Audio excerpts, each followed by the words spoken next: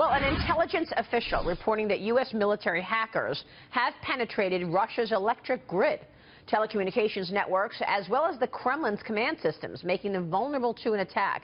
This is the latest American cyber weapon to fire back at Russia if the U.S. deems it necessary. Joining me right now is the former world chess champion and author of Winter is Coming: Why Vladimir Putin and the Enemies of the Free World Must Be Stopped. Garry Kasparov is with us this morning. Garry, good to see you. Thanks for inviting me. Thank you so much for joining us. So Garry, officials are expressing concern that Russia will use its cyber capabilities to disrupt the election. Do you agree, and do you believe this is a fair worry? I've been warning about it for a long time. Clearly, Putin has an interest.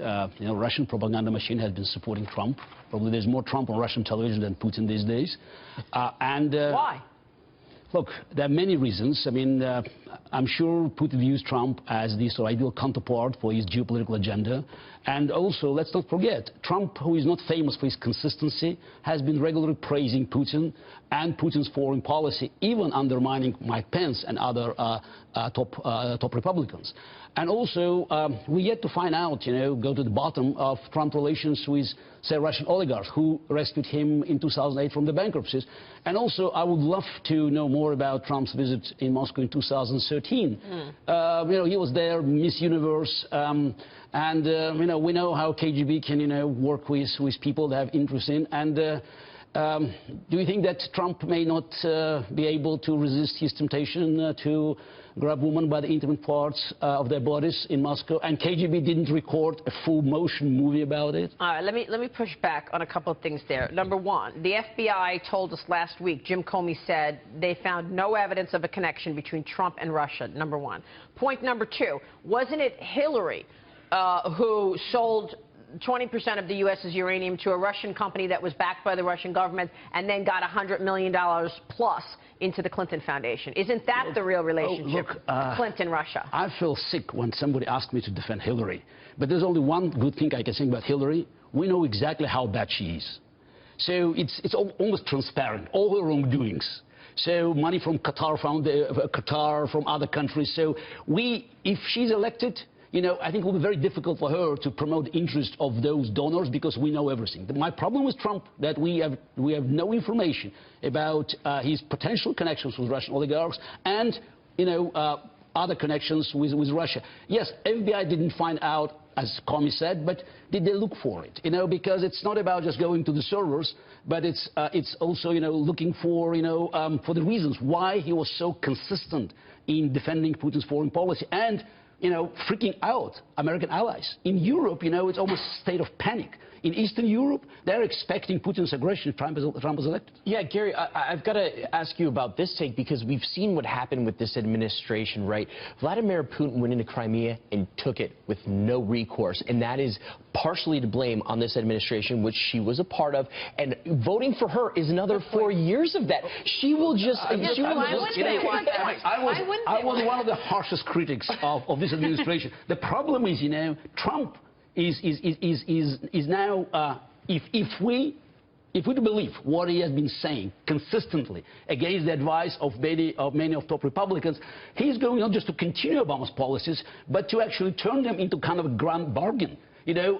Obama blundered Crimea. He blundered in Syria. I mean, Obama made so many mistakes.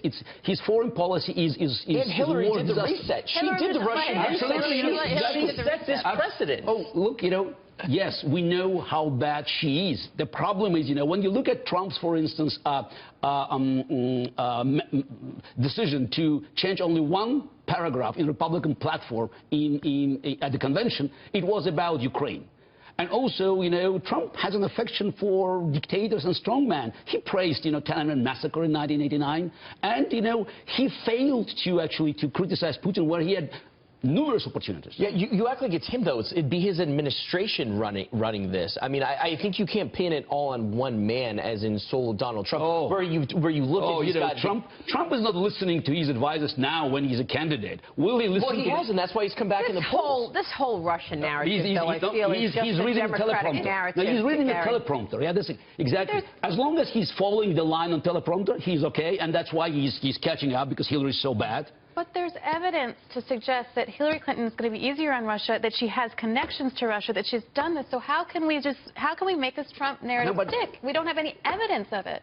Yeah, this is why he's not releasing his taxes. This is, who saved him from bankruptcies in 2008? Well, what about Hillary's 33,000 emails? What about the pay-to-play situation at the Clinton Foundation? We can't leave this stuff in isolation. No, we're going to talk about Trump. We've got to look at Hillary as well. Absolutely. That's a problem.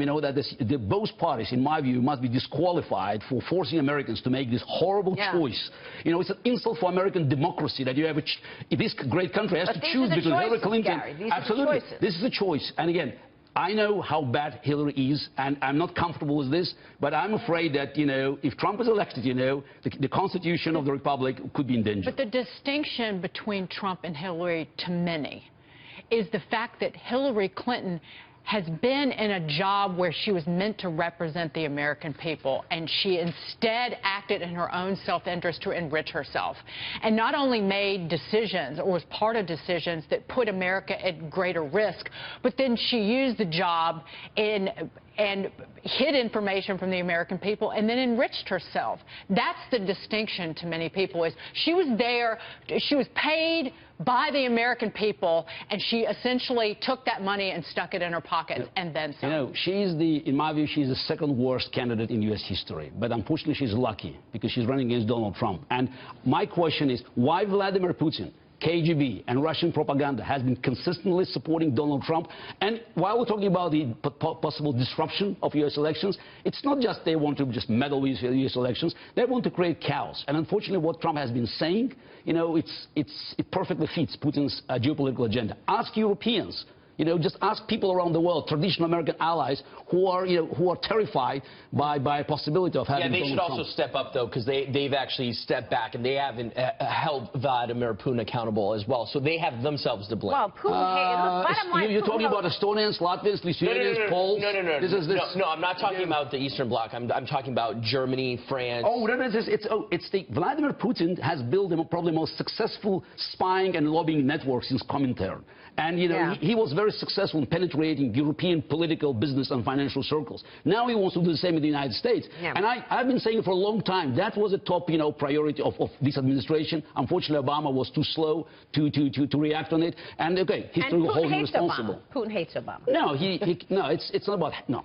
I'm sure he likes Obama. It's a contempt. It is a different story.